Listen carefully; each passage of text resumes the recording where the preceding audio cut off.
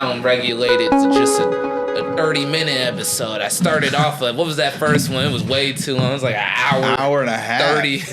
Yeah, dude. Well, I've been shrunk. Thanks for coming back, dude. Yeah, what's up, man? It's crazy. You haven't been here in 85 episodes. Yeah, individually. I've been with Ray twice. Yes. Coming back. You've come, yeah, and you've come back. We did the Christmas special together. That was weird. When I was working at that old studio, it was a very dangerous Christmas special. It was a very weird and dangerous episode.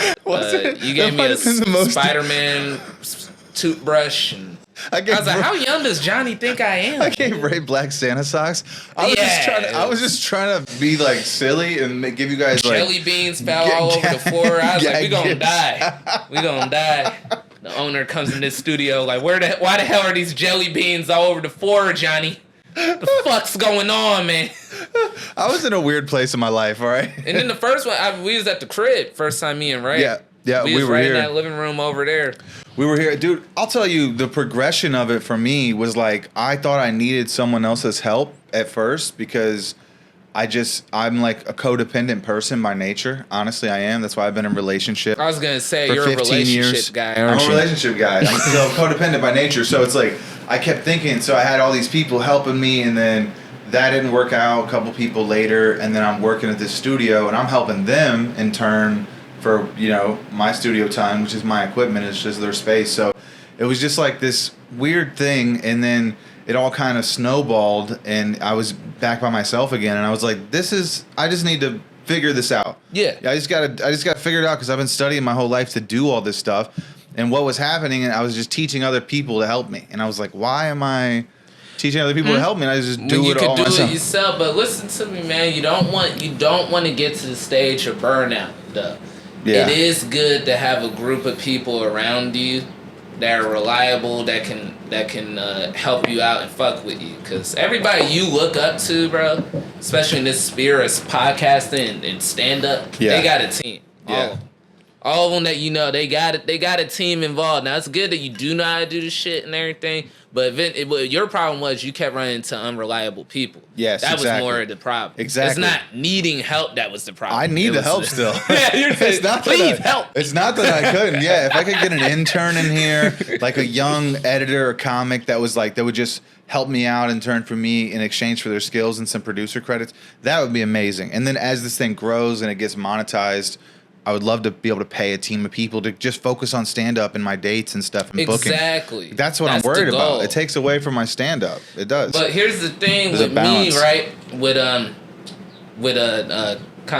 Comedy for the People Wednesdays. Best show of all time, Comedy for the People. Make sure you guys check it out on Wileys. Let's plug it right now. Every last Wednesday of the month at Wileys Comedy Club. Is it Wednesday, June 28th this month? June 28th is this one coming up. The next one I can't do the math in my head. Whatever the last Wednesday of July. Get your calendars. Yeah, get your calendar. I'm making you do the work. Yeah. Well, you're good enough now where you do have that opportunity. People got to work to come and see you. Yeah, you got to work to get it, y'all. Yeah, you've been doing it long enough. With my show, man, I try to have from the get-go, I wanted a team. Because I'm very observant. I noticed everybody else who had shows, if it was a good show, they would just burn out after a while because they'd be trying to do it all themselves at like bar or venue. They'd be the ticketing person, they'd be hosting it, they'd be trying to promote it. So then they show fuck around, had 12 people there and shit because they was so focused on other stuff. They didn't communicate well with the venue. So I was like, yo, when I started my show, which was afforded to me by really the opportunity was from this comic named Mark Gregory, who's OG and from the Dayton comedy scene. He did the Apollo way before me and everything. That's really dope. But he, I was just kind of buzzing in the city, so he just hits me up on Facebook like, hey man, what's your number? I'm like, what the fuck, man? Cause he like old enough to be my dad. I'm like, what the fuck nigga want my number for? I'm like, okay, I send my number. He give me a call out of nowhere, and he's like, yo, I just came back from New Jersey. Doing comedy festival and shooting a half-hour special and all that. So he hits me up like, bro, you interested in your own night? In my head, I'm starting to close out shows. I'm like, yeah, nigga, I'll close that shit out. Yeah. He's like, I got you. Click, hung up. I was like, that was weird. Calls me back a few days later, like, all right, I got you hooked up with my man Dangerous. He got this one spot. You hit him up about doing the show. Well, I was like, whoa, what's going on? Eventually, his dude calls me, like, I'm interested in running a comedy night here, and that's why I was like, fuck, I done got tracked in being a booker. I'm booking something. Shit. God damn it. Yeah. Fuck, I never promoted nothing before. I never done... The most, when I done ran shows, been private shows for, like, house parties and shit. I ain't never had it where I done ticketed something, and so I was bugging, bro. But I stunned it like I knew what I was talking about. Yeah. Because I just been observed. I'm like, yeah, so I need a budget of this, and I'm going to need flyers here and there. It was making sense to do just because I learned a lot from just listening to Lori Graves, Mark Gregory, to, people who run shows. I just be listening. People, I'd be like a fly on the wall. I just listen. So I do the right things the same thing. I had no idea what I was doing. So I right away called my dude, Deontay Allen. He used to run his show in the Cut in the Oregon district. I'm like, hey, bro, just give me some help and tips on how to do this shit. I took him to the venue, everything. We peep out. He helped me with the chair setups. Like, I didn't even think about all that. How the tables is set up is important even. You want it pointing towards the comic. Like, all the chairs. The way I had it at first, it was looking like a bingo tournament and shit. It looked horrible. And then he had the sound equipment that I didn't have yet, and he helping with me on that, helping me with the flyers. Like, Jerrel, that first flyer looked like shit. You gotta make it like that. Oh, okay. Flyer, everything. My dad was helpful. My dad was very supportive, helpful. Got the word out, especially since we moved to Wileys. My dad helps with making some of the video ads. He promotes. My uncle helps sell the merch, comedy for the people. He Comedy for the people. And he produces it. He makes it with his company and everything. Really? Yeah, and then he helps sells it after the show because I'm so busy talking to everybody, taking pictures. It's not like a regular show that I'm headliner and featuring where I can just set up my table and be like, hey, you want a shirt? Motherfucker, I'm over here signing t-shirts and kicking it with people. So my uncle's like, bro, I'll sell these shirts for you. He sells them after every show. And then I wanted a video for all the shows, linked with you. Video used to be photography, linked with you, just people that I knew had skills. Yeah. I'm trying to form the dream team of comedy, bro. That's what I'm basically trying to do, bro. That's dope, dude. I would love to see comedy for the people on the road. That's the whole long haul goal of it, bro. We're trying to, like, when I was in Chicago this week. And when I was in Chicago, the last show I did there was Friday at a small theater called the Greenhouse Theater. And I was doing an opening spot for my dude Zayd and this other cat named Tariq. It was like an all Middle Eastern Muslim show. First time that everybody, you see hijabs all in the front row and shit. I was like, nigga, I thought Mia Khalifa was there. I was like, oh shit, man, is that you? Well, it was jumping though. It was a cool show, but what those cats are doing, like, they going in different cities, just renting out an event center or a theater, and they just sell it out. And they don't got no huge following on social media or nothing. They just on the grit and grind. I don't know if you ever seen that movie Dolomite about Rudy Raymore, but it's on that type of shit, but modern day. Like I always say, nothing's new under the sun. Everything's old. It's just a new day. It's the same wheel, but it's just moving in a different direction, bro. Yeah. So we got social media and all these tools and shit. It be making people think, oh, all I gotta do is put a fucking video on TikTok of me fingering a pie or something. I'm gonna get 30 million views. I'm gonna be a star. Like, no, you still got it. They're still like getting people out. Yeah. And I know who you're talking about. You know what's crazy? I was more ripping, but fuck it. That does sound like I'm talking about Travis Charles. I'm just saying, you're right. My bad, bro. If you're watching this, I know you ain't gonna be watching my episode. And we know you are. watching this, bro. That wasn't directly at you, but you're kind of grouped in that. That does make sense. Because in his situation, the other people, they'll be like, I got this shit popping off. Now let's just do the shows and see what happens. Yeah. No, that ain't gonna work like that. The problem is when you show up, people are gonna be like, why aren't you fingering pies on stage? That's a problem. Like, dude, he didn't finger one pie. I want my money back. They're like, he's talking about climate change and fucking. Yeah, you're getting a different demographic. Yeah, and his kids, nigga, where's the pie? Where's the pie? The Travis Charles on the American Pie tour coming this summer.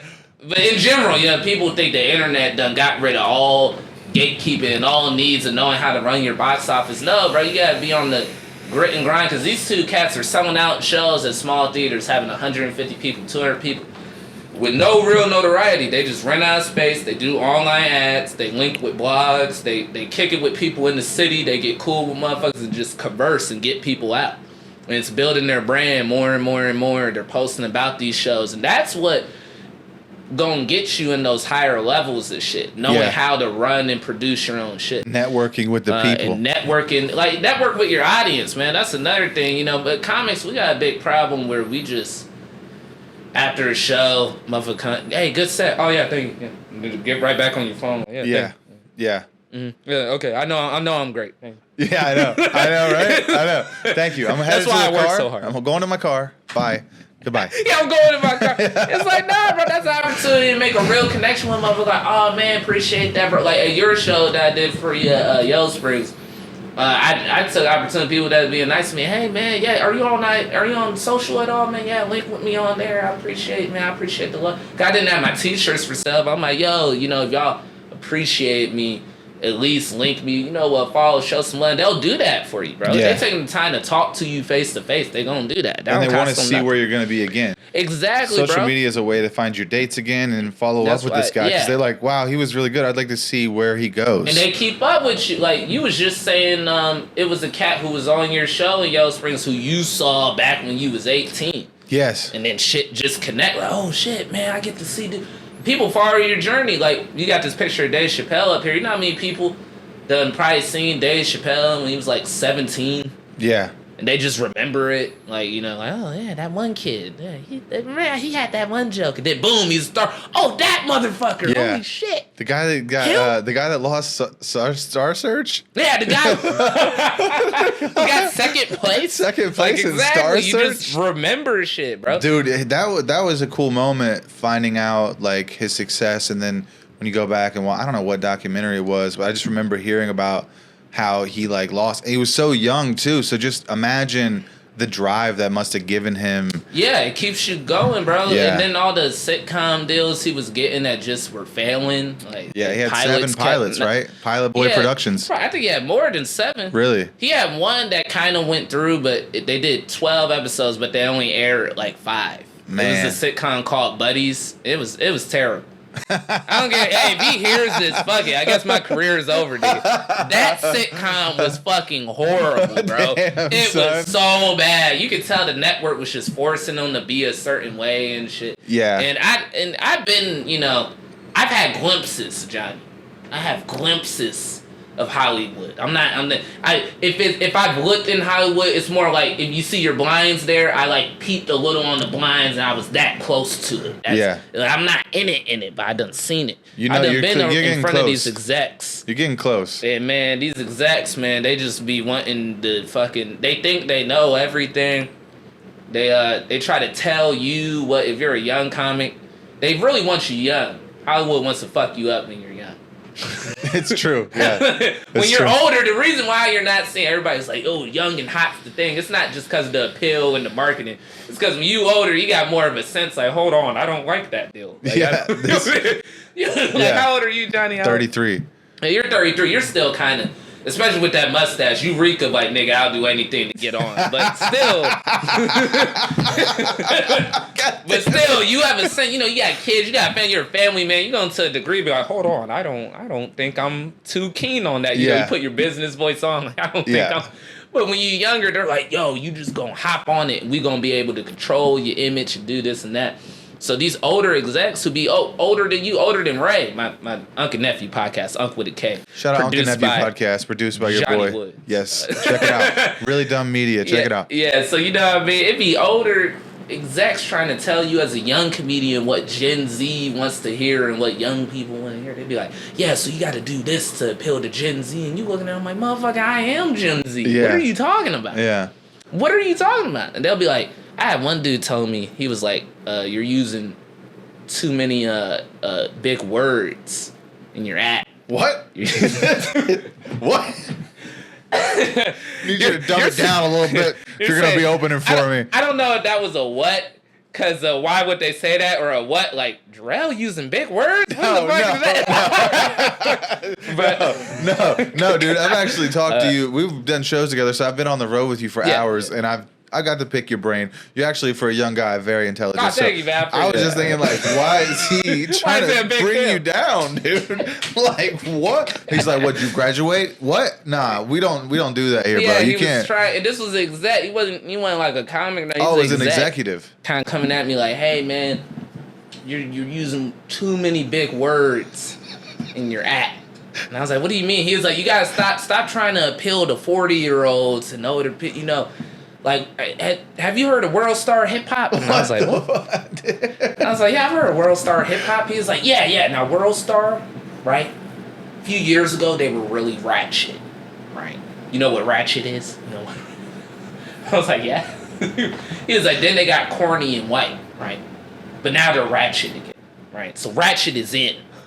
All right, that's what Gen Z wants. You need to appeal to who your base is, right? And you're using. I wrote down some of the words he said. Oh my God, is this for real? I swear to God, bro. Oh my God. If he sees this, I'm blackballed. I'm not. But he brings the fucking list up, and he was like, words like that I heard during your set, like dumbfounded. Let's get rid of that. Perplexed.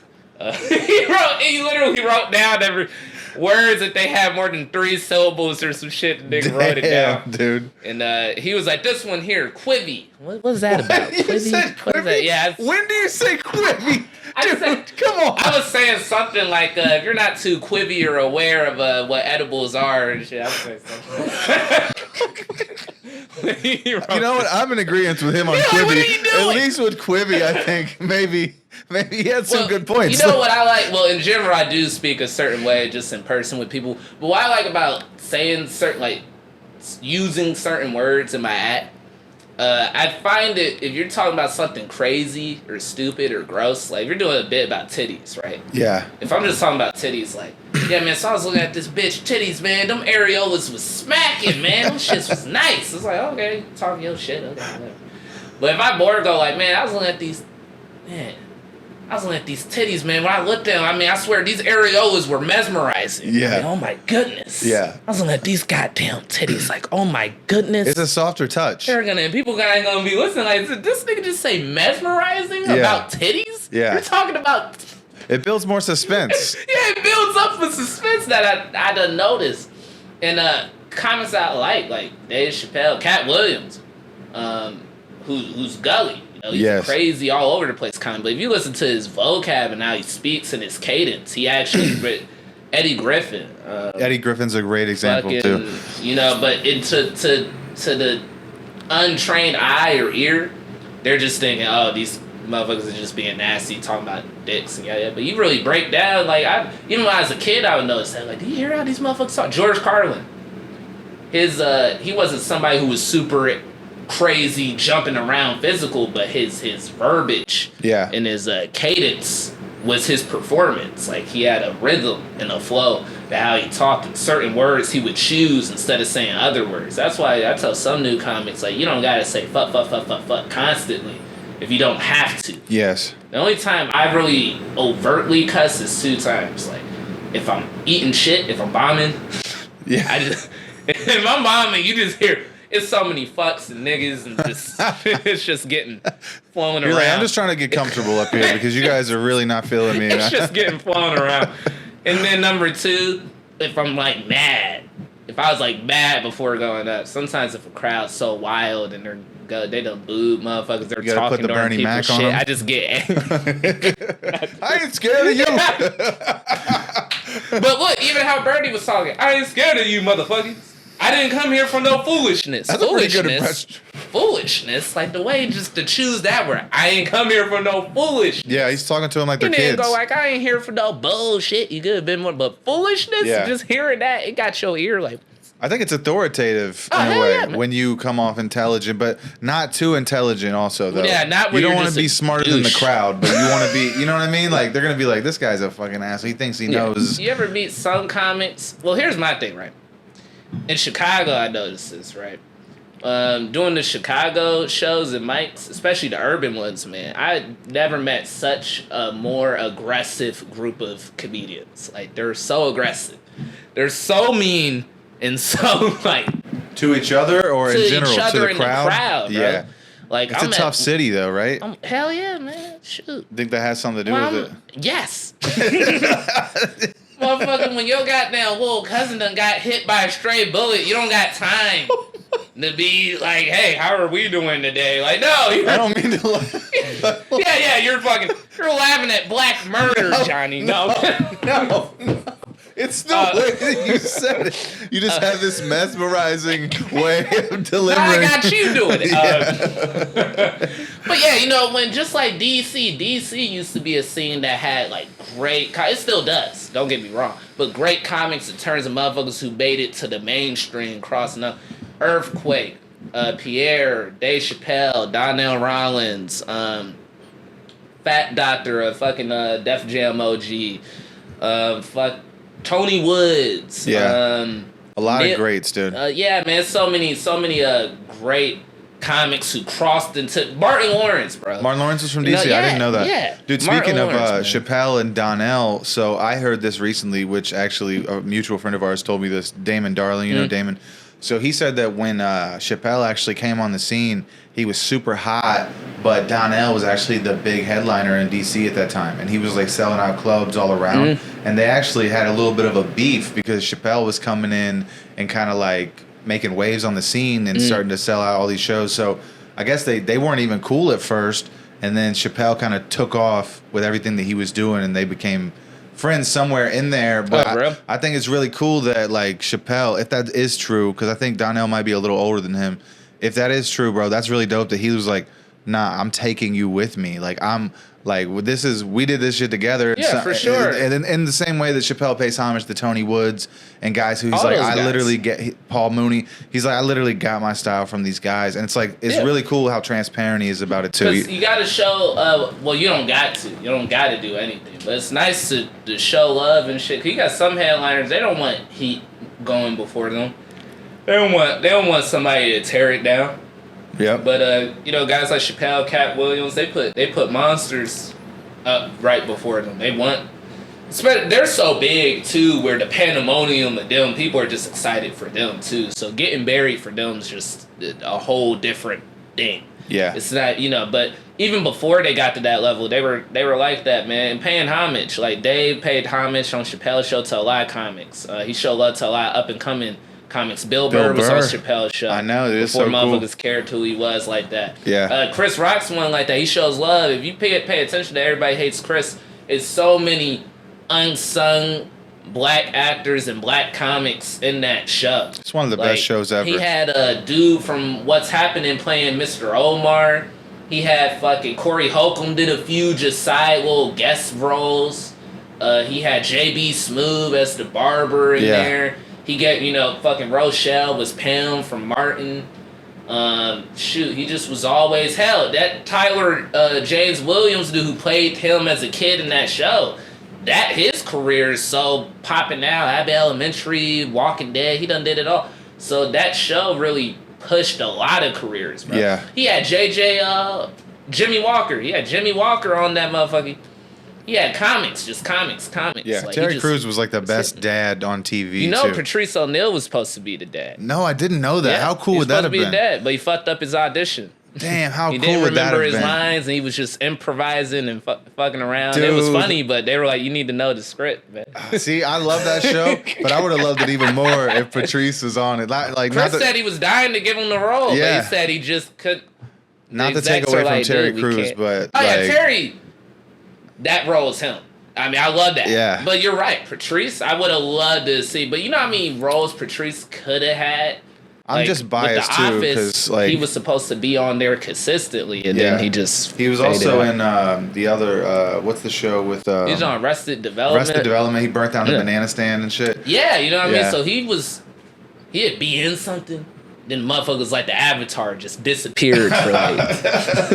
Dude, that's why I think that's why I'm biased too, because like I wish I had more stuff from him to go back and watch and shit, just because I just loved his comedy so much, especially his roast, all of his appearances on the roast. Like, I'm not even sure if he wrote some of that actually, because I found out when I was in Austin and I was at the Mothership that actually Tony Hinchcliffe, Sarah Tiana, and a couple other comics, they were all the writers for all of those roasts. Yeah, the Comedy for like Central 12 roast. years. The Comedy Central roast.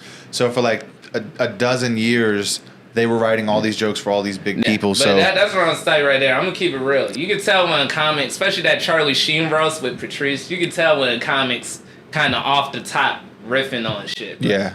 The way he went up there and just right off the top was like, man, I didn't know, like, just how he's pausing, like, I didn't think, like, Captain Kirk, you're racist as hell, Captain Kirk, like the dude who played, he didn't even call him his real name, he said Captain Kirk.